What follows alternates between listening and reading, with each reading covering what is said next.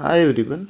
दोस्तों, जैव निम्नकणीय प्रदूषक प्रीलिम्स एग्जाम्स के लिए बहुत इंपॉर्टेंट टॉपिक है। तो चलिए जान लेते हैं इसके बारे में। जैव निम्नकणीय प्रदूषक ऐसे प्रदूषक होते हैं जो सूक्ष्म जीवों जैसे कि मान लीजिए बैक्टीरिया हो गया, कवक हो गया, इनके द्वारा प्राकृतिक रूप से विघटित होना मतलब कि डिकम्पोज हो सकते हैं। ऐसे अ, ये प्रदूषक होते हैं जो डिकम्पोज हो सकते हैं, मतलब सड़ सकते हैं, गल सकते हैं, खत्म हो सकते हैं।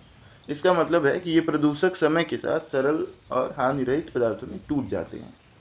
जैसे कि देखिए कुछ उदाहरण देख लेते हैं जैव निम्नकणीय प्रदूषकों के।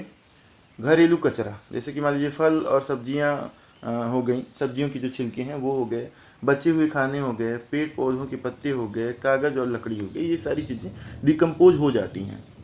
डिकम्पोज मतलब गल जाती हैं, समझ रहे हैं ना कि ये कुछ दिन बाद ये क्या हो जाती है, मिट्टी बन जाती हैं। बैक्टीरिया के बाद मिट्टी बन जाती है सड़ गल के।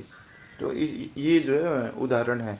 मानव और पशु अपशिष्ट जैसे कि गोबर हो गया, सीवेज हो गया, कृषि अपशिष्ट जैसे फसल के अवशेष हो गए, प्राकृतिक पदार्थ जैसे पौधों और जानवरों के मृत शरीर, ये हो गए। ये सब जैव निम्नकणीय प्रदूषक के उदाहरण है। मतलब कि ये सड़ जाते हैं, गल जाते हैं जो चीज़ें, उनको जैव निम्नकणीय प्रदूषकों का उदाहरण माना जाता है।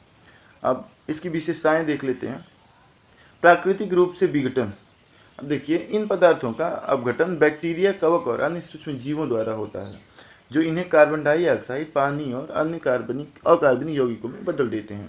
देखिए इसमें ये कहा जा रहा है कि इनका अपघटन मतलब ये सड़ती गलती क्यों है, बैक्टीरिया के कारण, कवक के कारण, और भी छोटे छोटे जो सूक्ष्म जीव हैं ये जो है इनको गला देते हैं, सड़ा देते हैं, और ये क्या बन जाते हैं फिर, कार्बन डाइऑक्साइड बन जाते हैं, अकार्बनिक यौगिक बन जाते हैं। कम समय में विघटन। ये प्रदूषक पर्यावरण में लंबे समय तक नहीं रहते हैं क्योंकि इनका विघटन हो जाता है। वही कहा जा रहा है कि ये सड़ गल के खत्म हो जाते हैं। प्रदूषण का स्तर।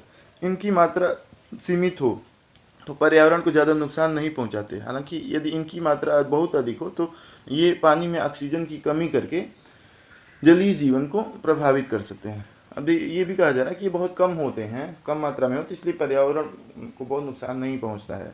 क्योंकि ये जहाँ होते हैं ना, जितना दूर उतने ही दूर थोड़ा सा प्रदूषण होता है, बाकी चीज़ें खत्म हो जाती हैं। जैविक अनिम्नीकरणीय प्रदूषकों से भिन्नता। अब ये कहा जा रहा है कि जो जैव निम्नीकरण है वो जैविक अनिम्नीकरणीय प्रदूषकों से किस तरह से अलग हैं, उसको भी समझ लेते हैं। जैव निम्नीकरणीय प्रदूषक जैविक अनिम्नीकरणीय प्रदूषकों से अलग होते हैं। जिनका प्राकृतिक रूप से विघटन नहीं होता है वो जैविक अनिम्नीकरणीय प्रदूषक होते हैं। ये जो है पर्यावरण में लंबे समय तक बने रहते हैं। जैसे मान लीजिए प्लास्टिक हो गया, डीडीटी हो गया, भारी धातु जैसे पारा, शीशा हो गया। ये पदार्थ पर्यावरण और जीवों के लिए अधिक हानिकारक होते हैं।